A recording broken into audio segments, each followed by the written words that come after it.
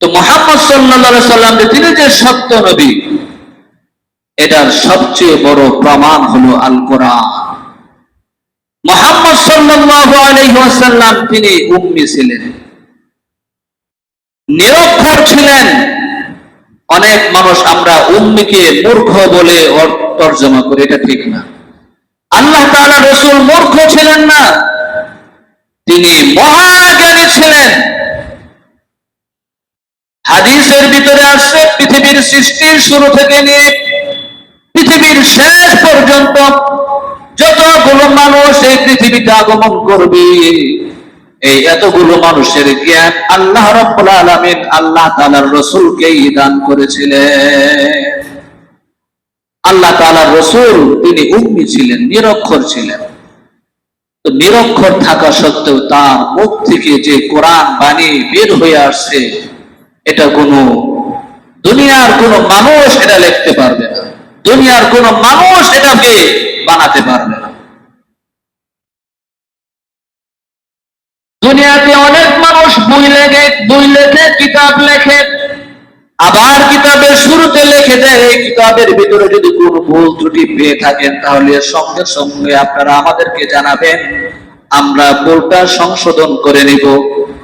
কিন্তু আল্লাহ রাব্বুল আলামিন যে কিতাব নাযিল করেছেন, এই কিতাবের শুরুতে আল্লাহ তাআলা বলে দিয়েছেন, যালিকাল কিতাবু লা রাইবা ফীহি হুদাল লিল মুত্তাকিন।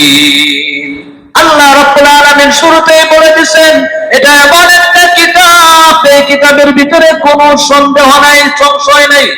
এটা হলো নির্মূল একটা কিতাব, এর ভিতরে কোনো ভুল ত্রুটি তোমরা ধরতে পারবে না। গ্রামারের দিক থেকে না সাহিত্যিকের দিক থেকে, কোন দিক থেকে তোমরা কোরআনের ভিতরে কোনো ভুল তোমরা কোনোদিন খুঁজে পাবে না। আল্লাহ রাব্বুল আলামিন কাফেরদেরকে চ্যালেঞ্জ দিয়েছিলেন, ওয়া ইন কুনতুম ফি রাইবিন মিম্মা নাযালনা আলা আবদিনা ফাতু বিসূরাতিন মিন মিসলি।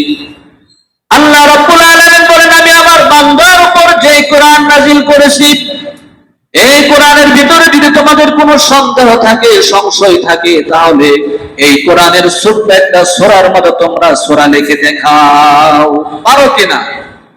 ছোট্ট একটা সূরা লিখে আমাদেরকে দেখাও, তোমরা পারো কিনা? আল্লাহ তাআলা বলতেছেন। তো কাফেররা অনেক চেষ্টা করেছে, তারা অনেক চেষ্টা করেছে একটা সূরা, একটা আয়াত লেখার জন্য, একটা শব্দ লেখার জন্য। তারা আরবরা অনেক আরবি সাহিত্যিক ছিল, অনেক ভাষাগত দিক থেকে তাদের অনেক দক্ষতা ছিল, তারপরে তারা কোরআনের মতো একটা সূরা, একটা আয়াত তারা লিখতে পারে না। পরিশেষে তারা একটা আয়াত লিখছে, দেখি চেষ্টা করছে তারা পারে কিনা। কি লিখছে? সূরা ফিলের অনুকরণে, সূরা ফিল মানে আলাম তারা, এই সূরার অনুকরণে একটা সূরা তারা লিখছে, একটা আয়াত লিখছে। আল ফিলু মাল ফিল ওয়া মা আদরাকা মাল ফিল জানাবুন কলিলুন ওয়া খুরতুমুন তাবিলুন। তারা কি লিখছে? এই সূরার অনুকরণে একটা সূরা লিখছে। এর অর্থ কি? অর্থ হলো হাতি। তোমরা কি জানো হাতি কি? হাতির একটা ছোট্ট একটা লেজ আছে আর লম্বা একটা সুর আছে। এর দ্বারা কি বুঝলেন? হাতির যে একটা লম্বা সুর আছে, ছোট্ট একটা লেজ আছে, এটা তো পৃথিবীর সকল মানুষই জানে। ছোট্ট একটা বাচ্চা সেও তো জানে যে হাতির একটা লম্বা সুর আছে, হ্যাঁ, ছোট্ট একটা লেজ আছে, এটা সবাই জানে। তো এটা যখন তারা লিখছে, তারা নিজেরাও বেকুব হয়ে গেছে। আমরা কি লিখলাম? কোরআনকে অনুকরণ করে তারা একটা আয়াত লিখতে চাইছে, এটা সূরা লিখতে ছিল। এটা লেখার পরে তারা নিজেরাই হাস্যকর বিষয় মনে করছে, এটা কি লেখলো? সূরা ফিলের ভিতরে আল্লাহ তাআলা বিস্তারিত ভাবে এই কাবা ধ্বংস করার জন্য